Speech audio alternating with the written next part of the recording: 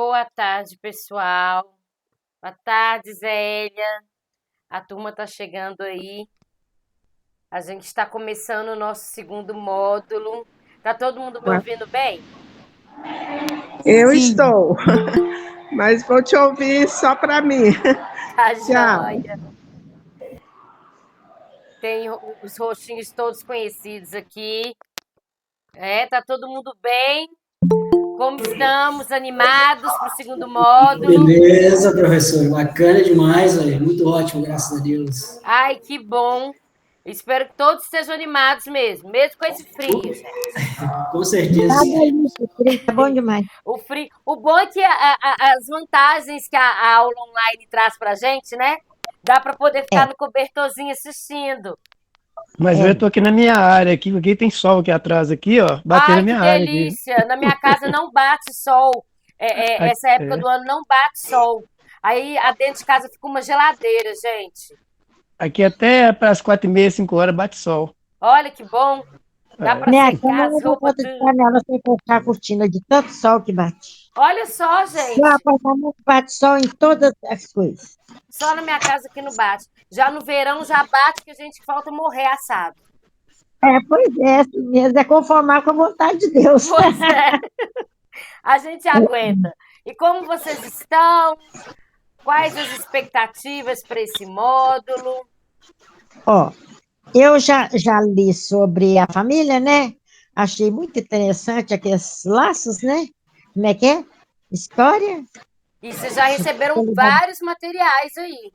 Não, pois mas os laços que eu achei interessante a explicação da Constituição da Família pelos laços. História, não é que eu já disse, a idade é dura, viu? História É história, afeto e auxílio. é mesmo. Isso, História, afeto e auxílio. é isso aí. E a O gente próximo vai, não está existindo mais nenhum hoje.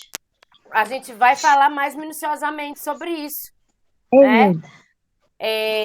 Alguém mais quer falar, fazer algum comentário sobre os materiais que vocês já receberam? Nilda? Aliás, eu quero agradecer, como vocês são cuidadosos com o envio de material para gente, né? Muito cuidadosos. Obrigada, viu? Ai, que bom, Você gente. O interessante que eu achei, Ana Paula, é porque fala assim que no direito, né, tem esses laços aí que para ser uma família, mas na prática também é assim. Tem hora que a gente fala assim, às vezes tem alguém da família, coisa assim, fala que está insistindo, a gente já ajudou, tem que ajudar mais, a gente fala, não vou ajudar mais, já fiz. Mas a gente dói a consciência, a gente quer ajudar, não é? Mesmo dizendo que não, mesmo achando que já fez, mas sempre a gente está atento ali, a gente está presente, a gente quer ajudar de qualquer forma, não é?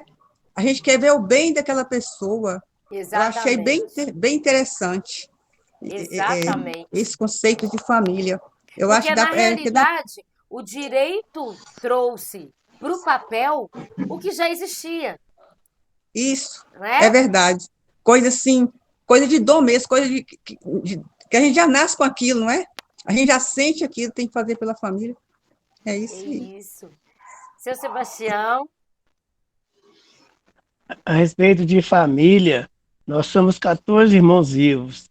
Como eu fui adotado, eles não têm vínculo nenhum comigo e eu tenho muito vínculo com eles, sabe? Vínculo como assim? Ligo, passo mensagem, vou na casa deles, que eles moram aí nos bairros em Belo Horizonte. Eles nem, ó, não atendi que meu olho tem enche d'água, saudade deles, sabe? Passo mensagem, não responde. Tem mais de 100, acho que é sobrinhos, né, que a gente fala, né? Que a mamãe teve gente. 4 tataranetos, né? É, 4 tataranetos, mamãe eita! teve 4. É. Mas, Quando ela assim, é uma coisa faleceu, que a gente, infelizmente, vê acontecendo, né? A gente. É aquilo que cada um vai crescendo e vai recebendo um certo ritmo de vida. E aí, quando os pais falecem, aquelas reuniões que tinha domingo, vamos para casa da mamãe comer a macarronada e o frango, acaba que aquilo vai se perdendo, né? E a gente tem que dar essa batalhada para manter esse vínculo. Às vezes é muito complicado, né? eu já passei mensagem para minha irmã, meus irmãos, falei com eles assim, ó, nós não fomos criados juntos, não, que eu saí de casa com menos de 2 anos, fui adotado. Sim. Mas eu sei onde é que vocês moram, passo mensagem para vocês, e eles costumam responder, sabe? Mora aí em Floramar, em Venda Nova, São Benedito. É tudo pertinho da onde eu moro aqui, sabe? Dia 15, acho que é de abril mesmo, foi no domingo de abril, fui na casa da mamãe. Eu falo mamãe que mora 2 irmãs lá e um irmão. Sim. Eles nem, ó, recebeu assim normal, conversamos, vim embora e pronto. Cessa um vínculo às vezes, né? Infelizmente. Né? Mas não por minha causa, né? Porque eu Sim, tenho você está fazendo procurando. sua parte. É, Isso. É isso, gente. A gente, quando fala de família, anteriormente, né, é o que a gente falava, e a lei também falava. Era a união de um homem com uma mulher através do matrimônio, para a constituição de família, para ter filhos. E era isso rigidamente visto assim. Né? Por mais que, na vida real, a gente sabia que não era só isso. A gente sabe que não é só isso, né? E com o desenrolar, com o desenvolvimento do direito, essas coisas foram mudando. Essa visão de família veio mudando. E tem que mudar, né? E aí a gente fala de afeto, auxílio e história. A família, hoje, ela é vista muito mais do que pela constituição de um casamento de um homem e de uma mulher para ter filhos. Hoje a gente enxerga, né, os filhos que são adotados, como o seu Sebastião, né? Hoje a gente enxerga os filhos que a gente fala filhos de coração, que são eles que a gente adota por afetividade, né? Existem famílias, por exemplo, de estudantes, né? Tem aquelas pessoas que saem da cidade do interior para ir para outra cidade para estudar e vai dividir um apartamento com mais alguns colegas. E eles criam aquele vínculo que vira uma família. Né? Então, hoje a gente tem uma visão de família muito mais ampla. E a lei trouxe isso para a gente. Hoje a gente sabe que família é afeto, né? Que família não precisa ter o sangue. Como a gente falava, não, é sangue do meu sangue. Hoje, para você falar que alguém é da sua família, você não fala mais sangue do seu sangue, né? Tem muitos amigos que a gente tem, que a gente considera da nossa família, porque estão muito próximos da gente, que convivem com a gente. Então, quando a gente vai discutir direito de família, hoje muitas coisas são observadas. Lógico que algumas situações são garantidas por lei para garantir determinados direitos. Mas a família, ela tem sua proteção garantida num todo. Né? A gente vê qualquer família hoje tem sua proteção garantida. E isso é muito importante. Né? A gente entender que existem vários tipos de família, que as famílias são plurais e que todas essas famílias, cada uma com as suas características, com as suas diferenças, todas elas têm garantias de seus direitos legalmente. O direito trouxe isso, o direito garantiu isso. Tá? E aí, né, a Nilda puxou já o assunto quando a gente falou de afeto, auxílio, história. Isso é importante. A gente entender que hoje, o que constitui, configura uma família? Quando existem esses 3 itens ali. Afeto, auxílio e história. Né? Você construiu uma história com aquelas pessoas que você vive. Né? Você tem uma história de vida com aquelas pessoas. Tem o auxílio mútuo. Né? Igual a Nilda falou, a gente fala que não vai ajudar mais, mas a gente acaba que vai lá e ajuda. Né? Nem que seja... Isso não só financeiramente. Né? Psicologicamente.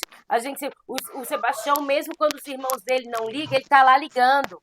Ele está lá se fazendo presente. Ele está lá assim, olha, eu estou aqui para vocês. Né? Como a gente viu ali no final do primeiro módulo, quando a gente começou a falar bem de família, né? Quando a gente falou de constelação familiar, o seu Sebastião faz isso. Ele está se mostrando, olha, eu estou aqui. Vocês podem não estar aqui, mas eu estou aqui para vocês. Né? Isso é família. essa teia, sabe? Que vai amarrando um pedacinho no outro. Você não precisa ter o mesmo sangue.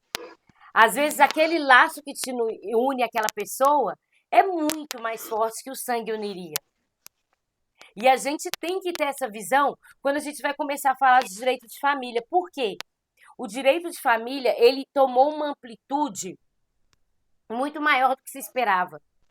Era muito simples quando a gente tinha que decidir coisas que era marido, mulher, filho. Era muito simples, era muito mais simples. A visão da gente poderia ser muito mais fria. O direito é esse, a situação é essa e a gente aplica isso, né? Hoje a gente tem a união estável, hoje a gente tem, né, a união homoafetiva, hoje a gente tem a adoção, a gente tem mães que preferem, né, ter aquela reprodução única, ela mesma vai lá, busca a inseminação artificial e tem seu filho, é uma família de mãe e filho. Então a gente tem vários tipos de famílias e o direito tem que estar atento a isso. A gente tem que ter essa atenção, a gente tem que ter esse cuidado, porque assim como na esfera criminal surgem novos crimes porque a gente tem a internet aí, né? Assim como na esfera empresarial os contratos vão mudando justamente porque as coisas vão sendo modernizadas e a empresa tem que se atualizar. O direito, ele tem que se atualizar em todos os ramos. E a família, por mais que a gente fale em tradicionalismo, e a gente teve discussões muito grandes sobre isso, né? Nesses últimos meses, nesse último ano. Tudo jóia, Eliane? Oi, boa tarde, tudo bem? Boa Eu tô tarde. aqui em Porto Seguro, daqui a pouco o sinal acaba, hein? Olha que delícia, gente, Porto Seguro. Eu nem queria, tô aqui morrendo de frio. E o sol aqui tá quente, hein? Ai, olha só, gente, que invejinha boa. Aproveita bastante, porque aqui a gente tá com friozinho, tá? Pois Tá é. bom. Aí eu vou escutando vocês aqui, tá? Tá joia. Então, Tchau, gente, obrigada. tchau. Um abraço a todos vocês, viu? Tchau. Tchau. Então, gente, a gente tem que ter esse cuidado. A gente tem que ter esse olhar. A gente teve muito essas discussões sobre família tradicional, né, no período eleitoral, que é aquela questão que eu já falei com vocês, que entram a visão de vida de cada pessoa, entra a cultura de cada pessoa, entra a religião de cada pessoa. Mas quando a gente está falando em direito, a gente tem que se ater à lei. Né? A gente tem a nossa visão enquanto pessoa, mas a gente tem que ter esse cuidado. Porque o direito é para todo mundo. Né? O direito não é só para mim, Ana Paula. Não é só para as pessoas que têm a minha religião, não é só as pessoas que pensam como eu. Então a gente teve muita discussão sobre o que seria a família tradicional. E aí a gente puxa, né, no início do direito, quando a gente falava que família era homem, mulher e filhos. Mas, juridicamente, a gente não pode considerar assim. A gente pode considerar pessoalmente. Eu, Ana Paula, posso falar, olha, para mim, família é o homem, a mulher e os filhos. Ponto. Eu, Ana Paula. Mas pro direito, não é assim. Né? O direito não pode ser assim. Por quê? A gente tem que trabalhar em cima daquilo que a gente já viu. E os direitos humanos? Né? E a dignidade da pessoa humana? E a dignidade de cada cidadão? A minha dignidade é diferente da dignidade dos meus colegas. O direito tem que ter esse cuidado.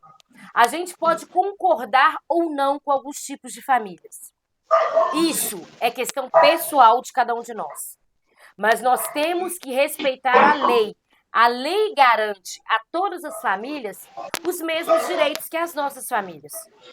Então a gente tem que ter essa visão. Tá? Como qualquer outra coisa no direito, a gente pode não concordar. A gente pode não trazer para a nossa rotina de vida.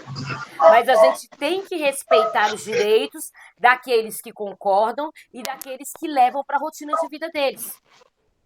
Por quê? Eles não estão, naquele momento, infringindo o meu direito. Eles estão lutando por um direito deles. Diga, Moema. Ela levantou a mãozinha aí.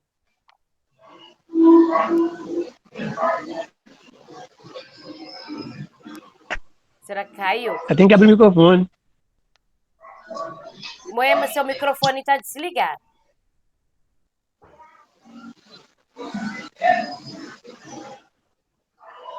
Será que ela tá conseguindo?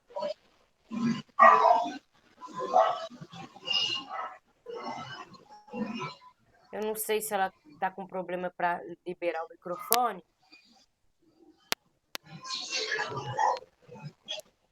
Não sei.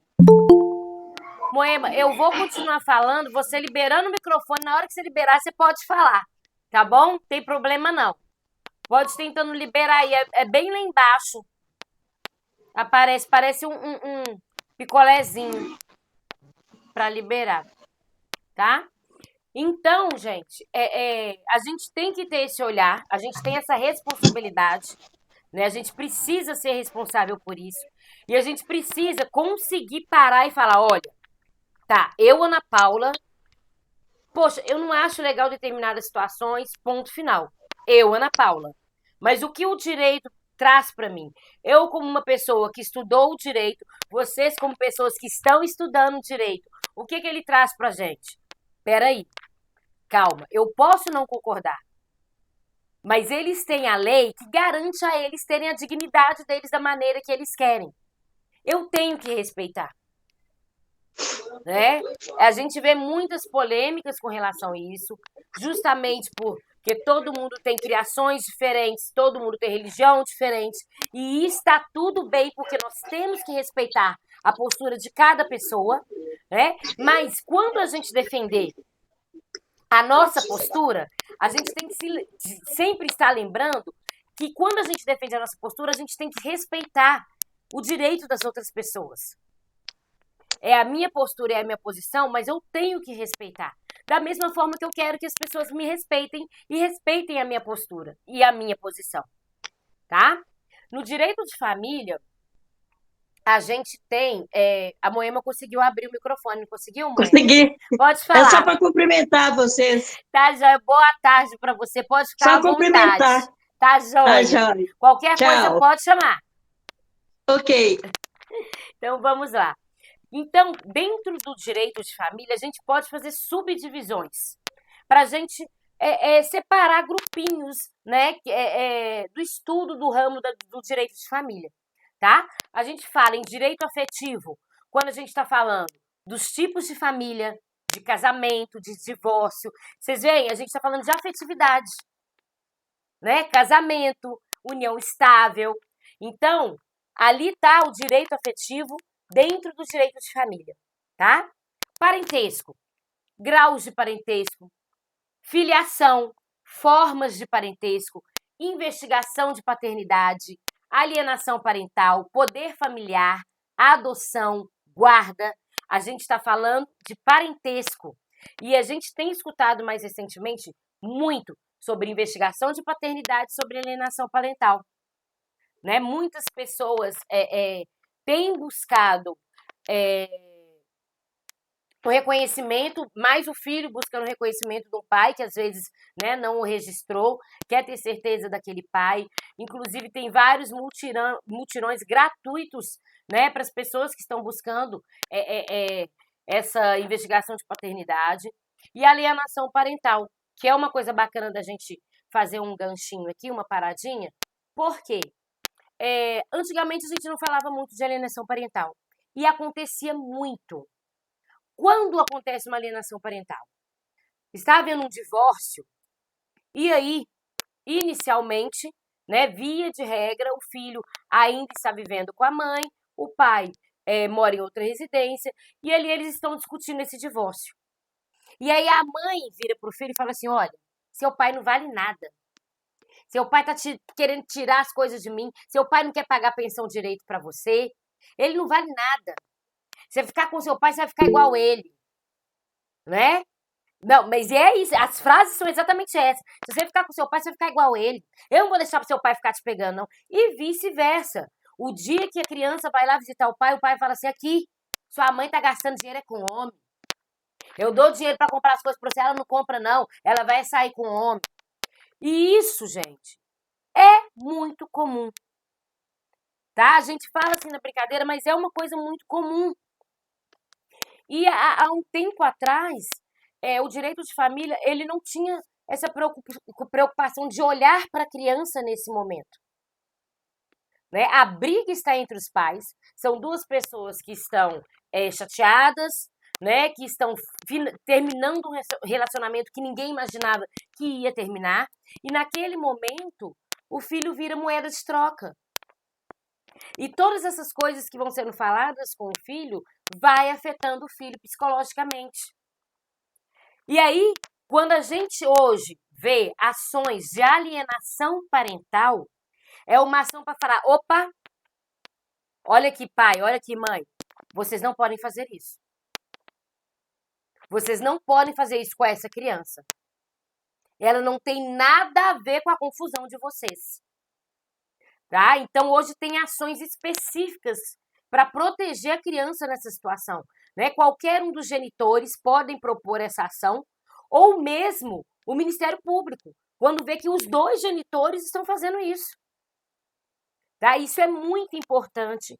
É uma ação que nem todo mundo conhece. É um termo que a gente vem ouvindo sempre, mas nem todo mundo entende esse contexto. Né? A gente já viu acontecer várias vezes. São situações que às vezes a gente comete mesmo até no relacionamento, que tá brigando na discussão, vai ali e fala com o filho, olha lá seu pai, tá vendo? Vale nada. E sai, gente. A gente sabe que aquela família naquele momento está num momento muito difícil. Então tem que ter algum instrumento para resguardar a criança nessa situação. Né? Naquele momento, as duas pessoas que deveriam estar representando a criança não têm condição de representar, sabe? Eles estão num momento muito difícil da vida deles também. Então, o Ministério Público, ele pode fazer isso, né? Tanto que eu não sei se vocês já tiveram essa informação, eu vou passar para vocês agora. Uma ação de família, seja qualquer uma que seja, né? De alienação, de divórcio, quando tem uma criança envolvida, o Ministério Público sempre participa. Tá? O juiz avisa, olha, está havendo um divórcio, tem um menor envolvido, o Ministério Público tem que participar. A mesma coisa acontece quando tem uma pessoa idosa participando, tá bom? O Ministério Público é o representante dessas pessoas na ação. Então, quando está havendo um divórcio e o pai e a mãe entram em um acordo e falam, a pensão vai ser de R$500. Antes do juiz falar assim, olha, eu aceito então, já que vocês resolveram que R$500 é suficiente, o juiz manda isso para o Ministério Público e fala, olha, Ministério Público, você acha que isso é suficiente para essa criança? E o Ministério Público olha o processo e fala em nome da criança. E fala em nome da pessoa idosa. Tá? Então, isso é importante de vocês saberem. Toda vez que tem um menor ou uma pessoa idosa envolvida, e pessoa idosa, gente, que eu falo, pessoas idosas que estão, por exemplo, num processo de tutela e curatela, tá? Que não conseguem falar por si. Então, sempre o Ministério Público vai estar atuando em defesa. Então, não adianta o pai e a mãe decidir que a pensão vai ser X, se o Ministério Público falar assim, não, a criança gasta mais que isso. Pode calcular outra pensão. O juiz não vai aceitar. Tá? Então, são coisas do direito de família que a gente não tem tanto acesso, mas que é importante que a gente saiba. Tá? Outra coisa que é muito importante, todas as ações de direito de família, de qualquer tema, elas seguem em segredo de justiça. Tá? É automático. Distribuir um novo processo é direito de família? É segredo de justiça. As únicas pessoas que têm acesso a esse processo são as partes envolvidas e os advogados que estão atuando por essas partes. É segredo de justiça. Não adianta procurar no TJ, nossa, fiquei sabendo que fulano está separando de ciclano, vamos lá que a fofoca é boa, vamos procurar o processo para a gente ver o que está acontecendo. Não vai ter acesso. Não vai ter acesso. Tá? Isso é garantia legal. Segredo de justiça. Tá bom? Direito de família patrimonial. É onde que a gente fala de regime de bens, bem de família, herança, né? Que a gente falou no módulo anterior, inclusive. Vamos ver quem lembra. quando pessoas acima de 70 anos se casam, qual que é o regime de bens que é obrigatório por lei? Alguém lembra? Separação Exatamente, separação total de bens. tal dos bens. Isso aí. Tá lá, direito de família, quando a gente fala de regime de bens, tá bom? Direito de família patrimonial, tá? E vocês podem optar, independente, abaixo de 70 anos e acima de 18, né? Porque ainda ocorre em nosso país casamentos de menores de 18. Então, acima de 18 anos, menor de 70, vocês podem escolher qualquer regime, né? É bom a gente saber isso também, porque quando a gente chega no cartório, ninguém te pergunta qual que é o regime. Eles já colocam lá, regime de comunhão de bens. Pelo menos quando eu me casei foi assim, né? Ninguém me falou nada disso, que eu podia escolher. Já deixa lá, o regime de comunhão de bens. Mas se você quiser falar assim, olha, eu quero separação total de bens, pode. Tá? Então, isso é uma coisa que a gente tem que saber, porque ninguém fala com a gente quando a gente chega no cartório, tá bom? Direito de família assistencial. Quando a gente fala de tutela, curatela, decisão apoiada, alimentos. Decisão apoiada, alimentos, gente, como eu já havia falado para vocês, é pensão, tá? Decisão apoiada, ela não é muito conhecida, né? Ela existe, o processo de tutela e curatela, a gente vai falar sobre eles, e tem o de decisão apoiada. Olha, essa pessoa, ela tem alguns problemas de saúde que algumas decisões não dá para ela tomar. Então, a gente entra com uma ação para que seja decisão apoiada, uma pessoa da família sempre vai estar com ela quando ela for tomar decisões. É uma pessoa que vai conversar com ela e orientar antes que ela tome a decisão. A decisão é dela, mas ela sempre vai ter alguém apoiando ou não naquela situação, tá? Isso também é muito pouco conhecido. Geralmente as pessoas vão mesmo para tutela ou para curatela, né? A decisão apoiada é muito difícil de acontecer, mas também é uma curiosidade aí para vocês, tá bom? Até agora alguma dúvida? Tudo ok? Então vamos adiante. Vamos falar de tutela e curatela. É um tema polêmico. A gente já deu uma pincelada, né, no módulo anterior. É um tema que todos vocês precisam muito saber, porque é um tema, inclusive, usado como ameaça por muitos parentes, por muitos filhos, infelizmente, né? Quando chega e fala assim, olha, você tá caducando, eu vou te interditar e eu que vou tomar conta do seu dinheiro, das suas coisas, tudo. A gente já viu acontecendo, infelizmente, tá? Infelizmente. Só que não é bem assim que funciona, tá? Primeiro a gente fala da diferença de tutela e curatela, tá bom? Na tutela é nomeada uma pessoa para proteger filhos menores. Então a tutela é voltada para o menor de idade, né? Quando acontece, por exemplo, a gente vê alguns acidentes trágicos, que uma criança perde o pai e a mãe, quem que vai ficar com ela? Né? A justiça vai nomear alguém para ter a tutela dessa criança até ela ter 18 anos.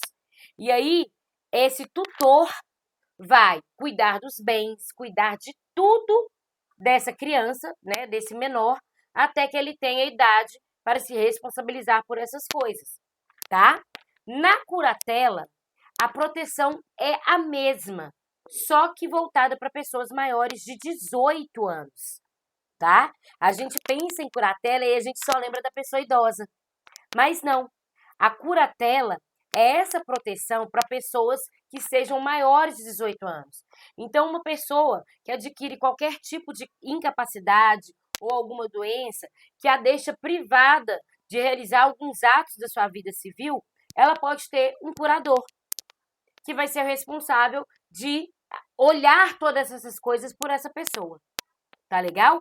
Então, basicamente, a diferença da tutela e a curatela vai ser a idade da pessoa que é protegida.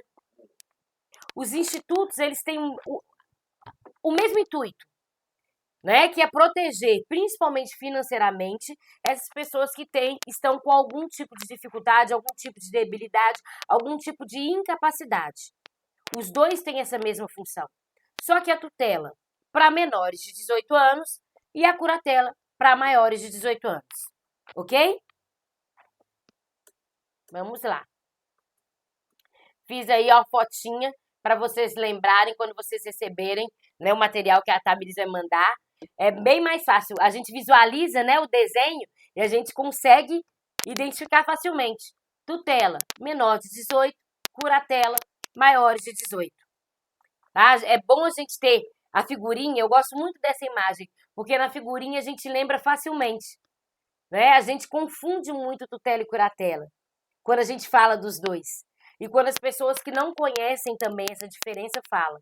Então agora vocês já sabem a diferença, então vocês têm que usar o termo certo para cada um deles. Combinado? Alguém abriu o microfone? Alguém quer falar? Então vamos lá. Vamos focar na curatela, né? Que é mais voltada para as pessoas maiores de 18 anos. Para a gente falar, principalmente, se proteger dessa agressão. Né? Quando as pessoas ameaçam, vou te interditar. Diga, Zélia. Então, eu já passei por esses dois casos aí que você está falando. Eu já passei pelo caso da... Eu não sabia que tinha curatela e curatela. Na verdade...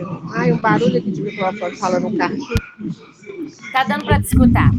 Tá dando. Tá. Mas aí, na verdade, eu tive um marido que teve mal de Alzheimer e ele não poderia mais tomar conta das coisas. Aí eu fui... eu entrei com os papéis e ganhei a curatela. Curatela não, curatela é de criança, né? Não, curatela é de adulto. Tutela é de criança. Isso. Tutela. Aí eu ganhei a curatela. Fiquei mais de um ano com as coisas, tomando conta das coisas dele. E a minha filha também, no dia ela estava para casar, na hora do casamento, que ela foi lá colocar os papéis, ele falou que ia casar com a separação de bens. Aí tudo bem, quando ela foi falar com ele que ela não gostaria, eles não discutiram isso antes do namoro, e quando ela foi para casar, né? Aí ele acabou casando com essa separação de bens e hoje ela é separada, porque ela não aceitou isso, ela não concordou com a separação de bens, porque dava a entender assim que a pessoa está trabalhando para ele, né? Assim, ela falava isso, né? Na verdade, quando ele foi para casar, ele falou assim que ela, né, ela não sabia, era burra, que ela não sabia das coisas, que esse regime era um regime melhor, cada um tem o seu e quando separar, cada um sai com o seu, mas ela não aceitou isso, não, aí veio a separar, sabe? Mas esse foi um dos motivos da separação dela, que casou nesse regime de separação total de bens. Então, a gente tem uma polêmica na separação total de bens. O que acontece? A gente tem um preconceito em cima disso. Hoje eu sou divorciada. E eu falo, se eu me casar novamente, eu vou me casar com o regime de separação total de bens. Porque eu sei exatamente o que significa. Eu sei. Né? Mas assim, é um preconceito porque a gente não recebe essa informação, tá? Quando a gente casa em regime de separação total de bens, é bem parecido com o que ele tentou explicar para ela de uma forma bem grossa, né, pelo que você disse. Cada pessoa, o que você adquirir, eu adquiri meu carro é meu. Você adquiriu seu carro é seu. Nós compramos um apartamento, o apartamento é dos dois. O apartamento vai ser dividido. Está em nome dos dois, vai ser dividido pelos dois se houver divórcio. Então, as pessoas têm um preconceito porque a gente vem de uma cultura, principalmente nós mulheres, de que o homem deve ser o nosso provedor. E quando um homem vira pra gente e fala que quer separação total de bens, você fala, poxa, você não quer ser meu provedor. Né? Mas isso é um preconceito. Porque não é assim a separação total de bens. O que a separação total de bens está dizendo? O que eu adquiri, meu, comprei um carro para mim. é o meu carro. O carro dele é o carro dele. E o que a gente comprar junto vai estar em nome de nós dois. Entende? Então, se houver o divórcio, o que foi comprado pelos dois vai ser dividido pelos dois. Só que eu não vou dividir o meu carro com ele e ele não vai dividir o carro dele comigo. Que é um problema muito grande quando a gente faz o divórcio, porque a gente chega no divórcio, cada um tem um carro. E aí tem que vender os dois carros para dividir o valor para os dois. E os dois precisam do carro. Só que aí os dois têm que vender o carro para poder dividir o valor, para eles comprarem o carro de novo. Então, assim, uma coisa que não faz muito sentido, né? Então, o que eu falo eu, Ana Paula, né? Eu não casaria novamente com comunhão de bens. Me deu muita dor de cabeça, primeiro. Me deu justamente por causa dessas divisões. E segundo, que o que os dois compraram juntos vai ser dividido de qualquer forma. Né? E cada um vai ter suas coisas individuais. A gente vem de uma cultura que não explica isso pra gente. Não explica. E é muito bom a gente poder conversar com o parceiro, com o namorado da gente, essas coisas antes, justamente para não criar esse tipo de atrito. Né? A filha da dona Zélia, ela já começou o casamento magoada com ele. Então, já começou com aquela, sabe, já com uma barreira, já iniciou tudo com uma barreira. Porque talvez se eles tivessem conversado sobre isso antes, aí eles iam pesquisar, né, perguntavam ao advogado, procurava saber direitinho, ela não ia receber essa notícia do jeito que ela recebeu. É muito importante, gente, todo passo que a gente vai dar na nossa vida, a gente conversar, pesquisar. Hoje a gente tem acesso a muita informação. A gente precisa fazer isso, né? Senta e fala. O bom é que meu namorado, ele estudou direito também e eu já falei com ele. Falei, ó, não vou colocar seu nome e não vou casar com comunhão de bens. Esse negócio de trocar nome é só mulher que tem dor de cabeça, porque a gente tem que ir lá trocar todos os documentos. Se a gente separa, tem que destrocar tudo de novo. É só dor de cabeça. Já falei com ele. Falei, ó, com você eu nem preciso brigar que você estudou direito, você já sabe. Mas assim, a gente... Zélia, pode ligar seu microfone? Pode ligar?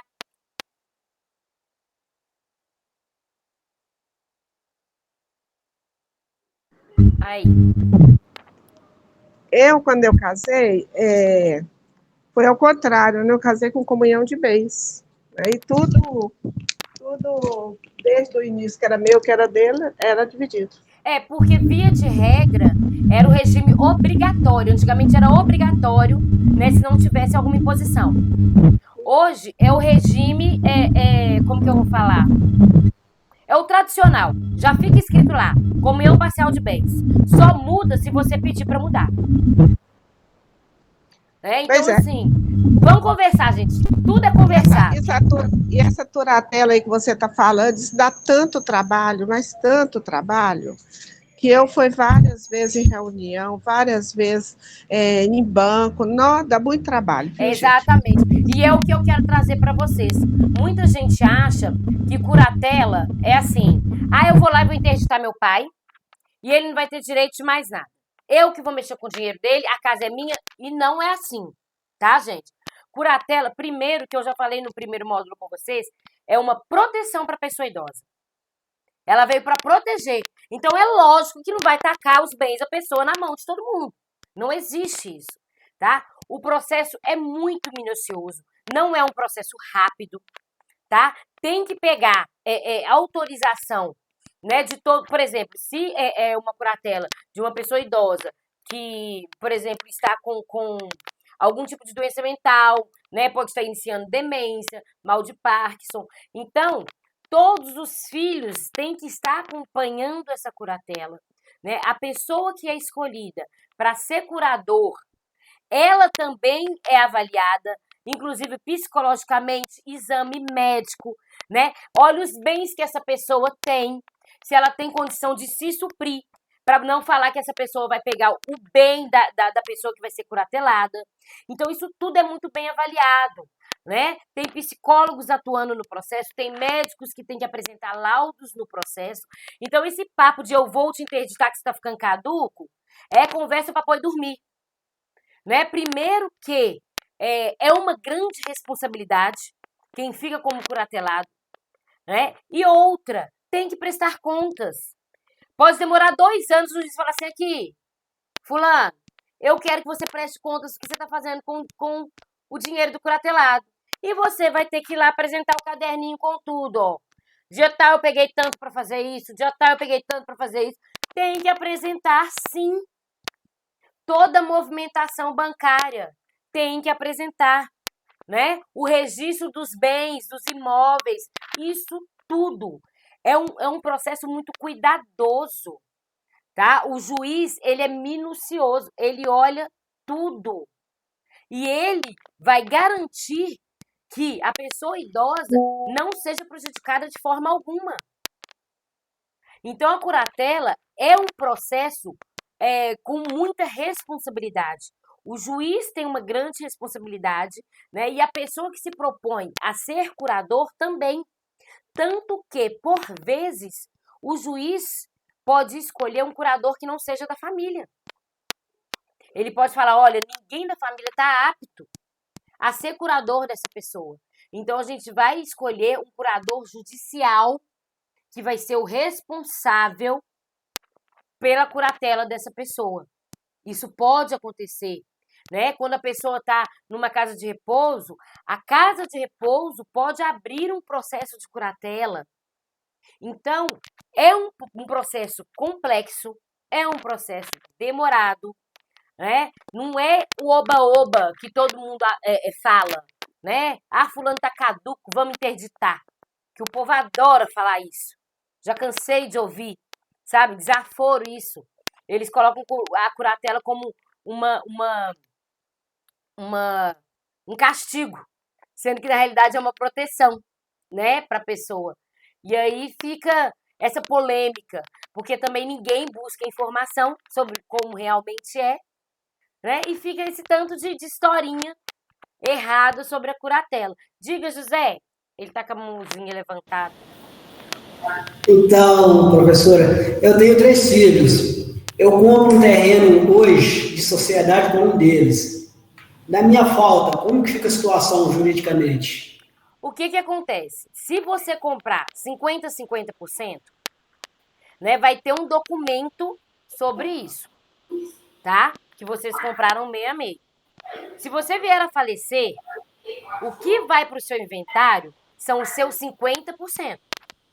Os outros 50% ele adquiriu por conta dele, tá? Isso não entra no inventário. Então, o que vai ser dividido são os outros 50%, que seria a sua parte, tá? Muita gente pergunta isso porque alguns filhos falam que tinha que dividir total, né? Então, é muito bom quando faz esse tipo de compra, né? Colocar no contrato, que é 50%, né? O 50% de Sebastião, 50% do filho dele, tá? Porque o que entra no inventário é só o que estiver no nome do pai. E isso dá muita confusão. Porque às vezes na hora de comprar, coloca só o nome de um. Poxa, é meu pai mesmo, vou colocar no nome do meu pai. Então fica só no nome dele. Só que quando vai fazer o inventário, se está no nome do pai, vai dividir para todos os irmãos integralmente. Tá? Beleza, ótimo. É o que dá confusão. O que eu costumo falar, né? Eu costumo falar para qualquer pessoa, independente da idade, quando adquire bens imóveis e ficam com essa preocupação com o filho, eu falo, olha, se você tiver como, quando você comprar um imóvel, algum lote, né? Compra em nome dos seus filhos, né? Com usufruto seu. Eles não precisam saber disso. O que isso facilita? Enquanto você estiver vivo, você administra esse imóvel. Você pode vender, você pode fazer qualquer coisa com esse imóvel, tá? Você faleceu, ele já passa automaticamente para o nome dos seus filhos, sem precisar de inventário. Então, isso facilita o processo, né? Quando você coloca o imóvel e usufruto. Eu já peguei situações assim, das pessoas me procurarem para fazer inventário e o pai que havia falecido já tinha feito isso. Todos os bens ele já tinha feito isso, colocado em nome dos filhos com o usufruto dele. Então, eles não precisaram fazer o inventário, não precisou gastar, porque gasta muito com o inventário, né? e automaticamente já passa para o nome dos filhos, tá? Então vamos. Alguma dúvida, gente? Alguma pergunta? Então vamos lá. Vou fazer uma pergunta aí. Diga. A casa onde eu moro atualmente, o meu pai adotivo doou para mim 360 metros. E eu casei em comunhão de bens. Quando ele faleceu, e toda a vida eu morei aqui junto com ele. A casa dele é de lado aqui, fechada há 16 anos que ele já faleceu. Sim. Os 1.800 metros que está aqui para baixo aqui, eu tenho que fazer inventário, né? Tem. Tá? A doação, ele fez a doação no papel? Tá registrado. Sim. Tem Então registrado no é seu. cartório. Essa É parte meu. é seu, tá? O que está em nome dele tem que fazer um inventário. Tá? O inventário pode ser judicial ou extrajudicial. Hoje tem essa opção de ser extrajudicial quando não tem menor envolvido e quando está todo mundo de acordo com a divisão. Tá? O advogado pegou a causa para aqui fazer uso, né? Dessa outra capião? parte aqui, porque eu morei com ele há 70 e tantos anos, né, que eu Entendi. moro aqui. Mas aí ele tem que fazer um uso capião dentro do inventário. Né? Porque essa parte ela entra no inventário por estar no nome do seu pai. Então ele vai fazer um uso capião e entrar, é um processo que entra dentro do outro processo, falando assim, olha, essa parte que está sendo dividida, né, tem um uso capião sendo discutido sobre essa parte.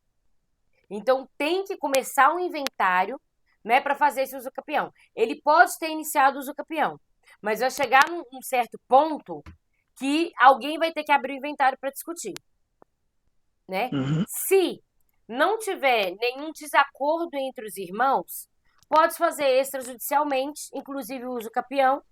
Não, mas irmão assinam não, e é fica porque tranquilo. meus irmãos não tem nada com isso aqui, não. Entendi. Mas eles se opõem a essa parte que você está fazendo uso capião? Eles querem alguma parte? Eles Meus fazem... irmãos? Não. Eu fui adotado aqui. Eles moram em Belo Horizonte, eu moro aqui. E eu moro aqui. Porque com a assinatura deles, liberando do uso, né? Você nem porque precisa. Ele não tem parentesco nenhum com meus irmãos, não. O meu pai não tinha. Meu pai adotivo não tem parentesco nenhum com eles. Entendi. Mas o seu pai adotivo tem algum outro filho? Não. Não tem? Não tenho filho, não. Tá. Então, fazendo inventário, ia só passar pro seu nome. Um inventário extrajudicial. Sem precisar do uso capião. Estranho, tá demorando, né? Tem desde 2009. É porque até hoje, demora mais. Se a sua adoção foi registrada? Não. Não, então é por isso. Naquela época, né? Adotava só de por isso palavra. Que eu perguntei. Porque se fosse a adoção registrada, você seria o único herdeiro necessário. Né? A gente fala herdeiro necessário. O filho dele, o único filho. Então era só fazer um inventário extrajudicial que já ia passar automaticamente pro seu nome. Porque na minha certidão de nascimento só tinha o nome da minha mãe. De vó, vô, nada. Entendi. Só o nome da minha mãe. Então é por isso que ele tá fazendo uso capião. É por isso. Uhum. Mas é demorado, tá? É um processo demorado. Só depois que eu morrer, então. Não, pode parar. Vai ser antes e a gente ainda tem que ir aí, porque eu sei que você faz ovo de Páscoa, então você vai fazer chocolate pra gente e nós vamos lá visitar, né, gente? Nós vamos comer chocolate. Chocolate quente nesse frio. Vocês acham que eu esqueci, né? Eu sei quem faz os bolos, eu sei quem faz ovo de Páscoa, eu sei tudo aqui. Tá tudo aqui. Eu quero um churrasquinho de picanha. Aí, olha. É isso aí, fácil. Diga, Nilda. Sim, é que vocês estão falando aí de uso capião, eu comecei a fazer do meu agora, não tem nem 15 dias, então demora esse tanto assim? Demora. Vão ter regiões e situações mais fáceis, mas quando tem algum interesse, principalmente do governo, né, que são as terras, por exemplo, no caso do seu Sebastião, o pai dele falecendo, não tem herdeiro necessário. Teoricamente, as terras dele ficariam para o governo. Então... o caso dele é diferente do meu, né? O caso é diferente. Eu que comprei um imóvel sem a pessoa que vendeu ter feito inventário, né? E agora já completou 5 anos que eu moro aqui, eu comecei a mexer, advogado particular, né? E ela me falou que dentro de um ano fica pronto. Foi assim, não vai demorar tanto, né? Pelo que o povo fala. Pois é, Se eu mas conseguir fez arrumar bem. tudo que pedir, é Como porque as pessoas não fizeram inventário, isso. se no meio desse caminho eles abriram o inventário, vai dar uma agarradinha. Pois é, pode aparecer algum filho, né? Vai. Pois é. Aí, se eu conseguir, ela falou assim, se eu conseguir tudo que ela pedir, todos os documentos necessários, testemunho e tudo, que não vai demorar tanto, mas ela me falou isso também, o medo é se aparecer algum filho fazendo, resolver fazer o inventário, coisa assim, ou com algum registro, alguma coisa, né? A gente Exatamente. não sabe, Aí porque vai travar. o terreno aqui era registrado. Sim. Aí depois construiu o imóvel, né? Mas só tem esse documento muito antigo. Aí ela falou que nem serve mais, mas que pode acontecer, aparecer um parente. Pois é. Eu estou torcendo para que não apareça, né? Que anda Se mais rápido aparecer, possível. se aparecer, embola tudo. Não que Nossa não vá Senhora, sair, mas sei. vai dar uma Demora. embolada. Vai. Tá bom, obrigada, Ana Por Paula. nada. Diga, Ô, Zélia. Ana Paula, outra Sim, pergunta, Ana Paula. sim. Segundo a gente fala, nesse ditado popular, as má línguas fala que eu sou filho dele, sabe? Mas isso eu não sei, nunca procurei saber, nem nada, nada, nada. Pois é, aí vem Nem quis o saber, nem processo nada, que a nem gente quero saber. o processo que a gente falou de investigação de paternidade, só que agora É, já não dá. Tá vendo? a não ser que vai fazer exumação Pois é, mas mas eu não quero isso não, de jeito vai nenhum. deixar quieto. Não, não, não. Fica no uso É, campeão. Cria é, polêmica, não. ele Mas levou, ele levou pro túmulo esse segredo e minha mãe também levou pro túmulo esse segredo, né? os Se for dois verdade. levaram. Mas você é filho dele. Ele é filho. Né? Aquilo que a gente É falou. filho, é filho De que cria. sangue ou É, não, é filho. é. É Aham. filho dele. Né? Diga, Zélia. Tá com a mãozinha levantada, a Zélia. Não sei se é sem querer que ela tava andando, né? Não, abaixou. Então vamos lá. Quem que pode. Eu quero, eu quero saber como que faz a turatela. O processo todo de A curatela? turatela não, eu quero, escuta, errei. Como que faz o uso campeão? Pois é, o uso campeão é o seguinte: vai depender do tempo que você está no local, tá? Tem os prazos determinados, tanto para o judicial quanto para o extrajudicial. E a partir daquele período, através de documentos e testemunhos, principalmente contas, sabe? Que você recebe as contas IPTU, né?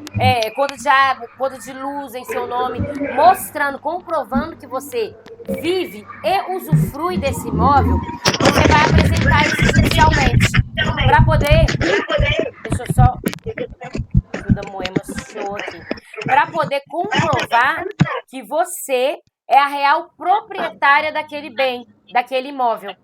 Entendeu? Você tem que provar judicialmente que a pessoa que antigamente se dizia dono não cuidava do local, tanto que você está há tantos anos naquele local, né? E aí você usa muito testemunha e documento, tá? No caso da Anilda, tem esse medo de que não foi feito um inventário do local, ou seja, podem haver filhos que seriam donos do local, né? E quando você inicia esse processo, a pessoa em que teoricamente seria o nome, né, que lá no cartório, o proprietário no papel, ele é acionado. Então, na realidade, é uma ação de você contra ele, para você provar que você é a dona do imóvel. Você deu um sentido. A gente fala que a propriedade, ela tem que ter uma. Quem estava assistindo o Rei do Gado? Estava mostrando as terras sendo invadidas. A propriedade, ela tem que ter um intuito, ela tem que estar sendo usada para alguma coisa, tá? No Rei do Gado, que acabou, gente, tava passando agora à tarde, acabou semana passada, tinha muito essa discussão, né, das terras devolutas, né? A propriedade, ela tem que ter uma finalidade. Então, quando você começa a residir num terreno que ninguém tomava conta, e você fica determinado tempo naquele terreno, você constrói, você dá uma utilidade àquele terreno. Por lei, aquele terreno é seu, porque você deu um sentido legal àquele terreno. Entende? Então, o que é discutido judicialmente é não está no seu nome, mas você prova que quem deu sentido àquela propriedade foi você e não aquela pessoa. Entendeu? A Zélia ficou no off. Nilda levantou a mão. Ana Paula, aqui desde o primeiro dia, desde do momento que eu paguei, né, que eu comprei à vista, eu já comecei a pagar IPTU e minhas contas, e logo eu passei para o meu nome, a conta de água, a conta de luz, e vem pagando direitinho, né? Principalmente IPTU, gente. Principalmente IPTU. É uma das provas mais fortes que tem no uso capião. Porque você está pagando aquela propriedade. Né? Você está pagando todos os impostos sobre aquela propriedade. E como que outra pessoa vai chegar e falar que é dono? Se é você que paga isso. Né? Pois é. É uma ação complexa, né? Porque precisa de determinadas provas, mas é uma ação muito usada, muito usada. Pois é. Até a parcela, que quando eu comprei, a dona pagava parcelado. Ela não pagou, passou para mim, até essa parcela que era para ela pagar, eu já paguei, sabe? Eu já comecei a pagar, e vem pagando tudo direitinho. Só tem uma coisa, eu perdi, acho que 1 ou 2 vias, mas isso está registrado lá, tem como eu saber que foi pago, não tem? Tem. Então, assim, tem todos os documentos, está tudo em seu nome, você está pagando tudo. Então, é prova documental. A grande maioria das provas são documentais. Testemunha, vizinho, sabe? Vizinho que mora há muitos anos lá. Isso é muito tranquilo, né? É complexo porque tem uma outra pessoa que tem um nome no papel. Então, tem que ter esse cuidado. Foi só uma perguntinha que eu vou liberar, rapidinho. Pois é, aí o mais difícil que eu estou achando é convencer as testemunhas que tem, a advogada me falou que tem, além da assinatura deles, tem que ter documento deles, tem documento IPTU deles, documento de cópia de casamento deles também, tudo isso. Vai ser difícil as pessoas quererem cederem isso, né? Não, às vezes não. É porque a pessoa tem que comprovar que está morando ali a esse mesmo período, sabe? Mas é muito tranquilo. É muito tranquilo. Tomara. Né? É só pedir para a advogada colocar os documentos dele em sigilo. Tem como fazer isso. Né? Que às vezes a preocupação é, todo mundo vai ver meus documentos. É só pedir para colocar em sigilo os documentos dele. Obrigada, Ana Paula. Por nada. Seu Sebastião? Você falou a respeito de IPTU, por exemplo, no caso do meu pai ali, que é adotivo, e eu que continuei pagando o IPTU dele até hoje. Isso eu não perco o direito de adquirir aquilo lá, porque eu pago IPTU, né? É meu. Não, você não perde o direito, não, tá? Mesmo está no nome dele. Mesmo está no nome dele. Mas assim que sair, né, o uso capião, tem que transferir o mais rápido possível para o seu nome. Tá? Tem que fazer isso muito rápido, transferir tudo. Tá mudo. Zé Francisco Empólio, aí eu que estou pagando.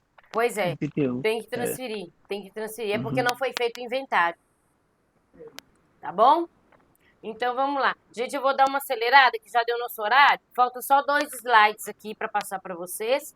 E a gente vai mandar mais material para vocês. Tá? Eu até já falo com você que 3h15 eu tenho que sair, sabe? Tá vendo? Pois é. Nosso horário é 3. A gente começa para ter papo, né, gente? Mas é bom. Vamos lá. Quem pode ser curador? Tá? É previsto expressamente quem pode ser no Código Civil. Artigo 1775. Quem que pode ser?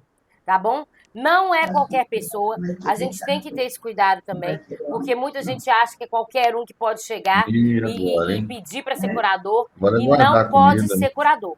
Tá? Assim que o juiz determina, né, a curatela, ele vai analisar direitinho quem que está sendo curador. Exame médico, psicológico, bens que a pessoa tem ou deixa de ter, se a pessoa tem condição financeira ou não tem, e vai examinar se ele está naquele rol, o rol que descreve quem pode ser curador. Aqui, ó, gente, deixa eu voltar, que eu passei rápido. É preciso de um conceito de alguma explicação. Olha aí para vocês verem. Quem que pode ser curador? Cônjuge ou companheiro, pai ou mãe, ou qualquer outro descendente, que seriam os filhos, né? E as pessoas que tomam conta daquela pessoa curatelada. Igual eu falei, o Ministério Público pode pedir para um curador judicial e a instituição que cura das pessoas. Se ela está numa casa de repouso, ela também pode pedir, tá bom? Então, é determinado, não pode ser qualquer pessoa, né? E se for alguma exceção muito grande, a pessoa vai ter que explicar para o juiz por que seria só ela, se não teria outra opção, tá? E aí, o juiz vai determinar a curatela. De início, essa curatela é provisória, né? Ele vai falar assim, olha, como a pessoa já precisa dessa curatela, eu já vou liberar ela agora, enquanto o processo vai tramitando. Então, provisoriamente, a pessoa tem a curatela. E no final do processo, essa curatela vai se tornar definitiva ou não, tá bom? Esse processo, ele vai interditar a pessoa parcialmente ou totalmente. O juiz fala assim, não, ele só não tem condição de mexer com a questão financeira dele, mas as outras questões, as outras situações da vida civil, ele pode praticar. Né? Então, o curador vai responsabilizar só sobre a questão financeira. Então, esse nível de incapacidade, o juiz também vai colocar. E vai colocar os limites. Olha, vai mexer só na situação financeira dele. Então, você vai ter acesso ao banco, você vai ter acesso aos bens, mas se ele quiser viajar, ele não precisa da sua autorização, né? Se ele quiser comprar determinadas coisas até tal limite, ele não precisa da autorização. Então, o juiz também pode estipular isso, tá bom?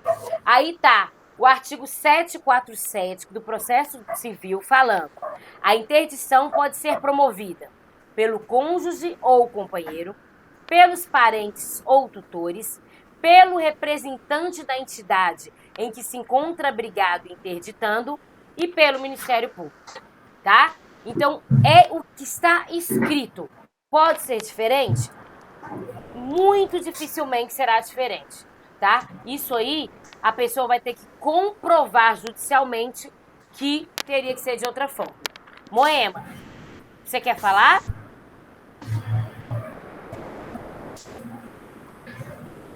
Seu microfone está desligado. Te perguntar uma coisa. Onde eu Sim. moro, usufruto dos filhos. Meu pai já faleceu, minha mãe também. A gente tem que continua como usufrutos ou a gente tem o direito de reunir e vender? Tem que ir lá no cartório e ver como que foi registrado esse usufruto, tá? Geralmente, automaticamente, vocês já podem vender, mas você tem que ir lá no cartório ver como é que está o registro. Usufrutos, parece que ele, na época, ele falou assim que seria para os netos, bisnetos. Você acha que ele pode eternizar isso? Pode, né? Tem que ver o que ele colocou, porque ele pode fazer isso no usufruto. Então, tem que ver como então que tá foi bom. escrito. Né? Vai ter que ir ao cartório mesmo e ver como é que está o documento do imóvel. Então tá bom. Tá? Eu vou procurar saber. Só isso que eu queria saber. Se usufruto, se é em nome dos filhos, com o usufruto deles, então os filhos agora já podem vender. Entendi. Entendeu? Tá bom, então. Obrigada. Aí tem que ir no cartório e ver direitinho o documento. Tá joia. Tá Então, bom. tá. Para finalizar aí, o último slide, né? Os direitos e deveres. Direitos que a pessoa curatelada tem. É aquela pessoa que foi interditada. Temos aí igualdade de oportunidades, não discriminação, vida, habilitação e reabilitação, saúde, educação, moradia, trabalho, assistência e previdência social. Por que foi necessário escrever isso? Tem coisas óbvias ali, né? Mas, infelizmente, muitas pessoas que viram curadores deixam aquela pessoa de lado. Eu estou mexendo com a vida dela, com o dinheiro dela, e aquela pessoa fica ali, acamada, não cuida direito, né? Não cuida das necessidades básicas da pessoa. Então, esse curador pode ser cobrado por isso judicialmente e criminalmente, tá? Porque ele tem o dever de prezar pela saúde do curatelado, administrar o patrimônio do curatelado e fazer a prestação de contas. Então, não é só receber, olha, agora eu sou curador de fulano, então eu mando em tudo que ele tem. Entre aspas, gente. Porque ele tem que postar no processo sempre que o juiz requerer. Ele tem que apresentar no processo todas as prestações de contas. Ele tem que colocar lá, eu gastei com isso, eu gastei com aquilo. Ele não pode sair vendendo bens. Não pode fazer isso. Ah, tem um carro ali que é dele, eu vou vender. Por que que vendeu? Vendeu para o dinheiro vai ser utilizado para ele. Tudo isso tem que ser colocado, tá? Então, esses direitos, eles têm que ser muito bem observados, porque muitos curadores não observam isso, tá? Eu tive pessoas que já me procuraram e falaram assim, doutora, pelo amor de Deus, o juiz está me pedindo prestação de contas. Tem 3 anos que eu sou curador e nunca aconteceu isso. Eu nem sei o que eu vou falar lá. E o que eu falei? Tem 3 anos que você tinha que estar anotando tudo que você faz. Nunca vai saber quando o juiz vai chamar. Ele pode demorar 1 mês, como pode demorar 5 anos, para saber como é que está a situação do curatelado.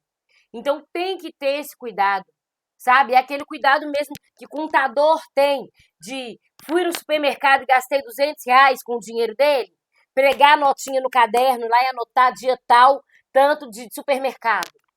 Tem que ter esse cuidado, porque naquele momento você recebeu o dever de cuidar de uma pessoa. É uma responsabilidade muito grande. Muita gente vê que, não, eu sou curadora agora, nossa, vou torrar dinheiro até. E não é assim. Porque um dia vai ser cobrado disso e ele vai ter que contar, né? Ele vai ter que provar, porque ele pode responder criminalmente, gente. Imagina você cuidando de uma pessoa durante 5 anos e você fazendo tudo certinho. Tudo certinho. Só que você não anotou, você não guardou, né? Você não tem notinha de nada. E o juiz, de repente, te chamar. Olha, fulano, vem cá que eu quero ver como é que tá as coisas, a situação da curatela.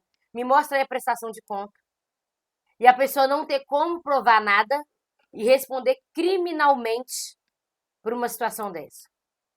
É uma situação muito séria, é uma situação que tem que ter muito cuidado. O direito tem muito cuidado com isso e a gente também tem que ter esse cuidado. Tá bom? Alguma dúvida? Alguma pergunta? A gente passou um pouquinho aí, eu tive que falar o final mais corridinho, mas tem muito material. Vocês receberam bastante ontem.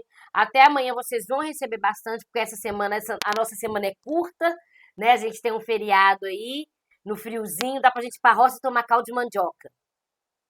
Aí, vocês podem tirar dúvida, mesmo se eu estiver na roça tomando caldo de mandioca, vocês podem mandar mensagem pra mim, tá? O caldo de mandioca não tem como eu enviar, mas tudo bem. Alguma dúvida, gente? Muito obrigada, viu, Ana Paula? Aula maravilhosa, viu? Ótima bom. essa aula, tá? Que bom, Muito Nilda. obrigada e tchau, até a próxima, viu? Até mais. Um bom feriado para todos. Obrigada. A gente ainda vai Tchau, Ana conversar Paula. no grupo. Tchauzinho, Edson.